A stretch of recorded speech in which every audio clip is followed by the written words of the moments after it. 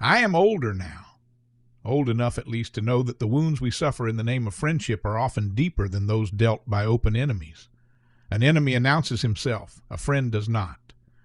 It is the closeness, the permission to enter, that makes betrayal by a friend feel like a kind of internal bleeding, quiet, invisible, fatal if left unaddressed.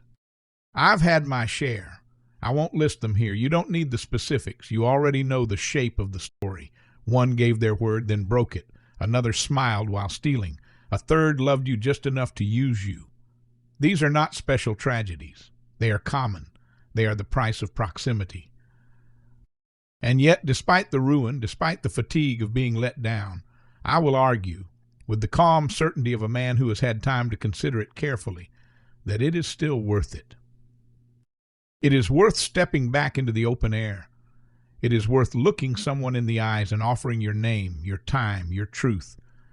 It is worth saying, let's get to know each other. Why? Because friendship is one of the last truly human things. Let us not confuse it with networking, which is transactional, or companionship, which can be bought, or attention, which is everywhere and means nothing. Friendship is something rarer. It requires investment. It carries no guarantees, and it demands that we make ourselves visible. To seek a friend is to say, I am not whole without another mind beside mine, and that is no small confession. It is a relinquishing of the fantasy of total self-sufficiency, a fantasy we cling to as a shield after we've been hurt. But shields can become prisons. The fortress you build to keep others out becomes the same one that keeps you in. Friendship, then, is not merely a luxury. It is an act of courage, and it is paradoxically one of the ways we rescue ourselves from the very injuries inflicted by others.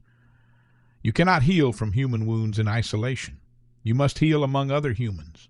Risking again what you once lost is not foolishness. It is faith. Not faith in people, necessarily. People falter, but faith in the human project. Faith that, just as we are capable of cruelty and cowardice, we are also capable of standing shoulder to shoulder in moments of quiet grace, of knowing someone without needing to own them, of being known and not rejected. I think often of how strange it is that we even desire friendship after we've been betrayed. You'd think we would learn, that pain would harden us, that we'd turn inward and stay there, but something in us resists that enclosure. We yearn still. That yearning is not weakness. It is evidence that we were designed for something more than self-protection. You ask if it's worth the risk. I ask, what else is there? To grow old without friends is to grow dry from the inside out. We may survive, yes, we may have peace and order and control, but we will not have warmth. We will not have the delight of recognition when someone laughs in the same crooked rhythm we do. We will not be witnessed in the little wordless ways that say, I see you, I get it, me too. A friend doesn't fix your life, but they sit with you while it breaks. They help you remember the sound of your own voice. They say your name and mean it.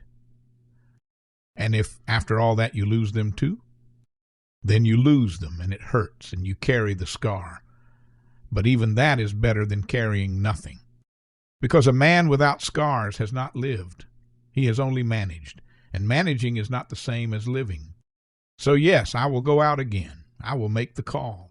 I will ask someone new what they love, what they fear, what they remember from childhood. I will offer something true about myself, and if they vanish, or worse, then I will mourn and begin again. Why? Because I am still alive, and while I am alive, I will risk what it means to be human, which is to say, I will keep looking for my kind. And if I find them, my kind, then even for a season I will have known joy. Not the loud kind, but the steady soul-level kind that says you're not alone. And in a world like this one, that is no small thing.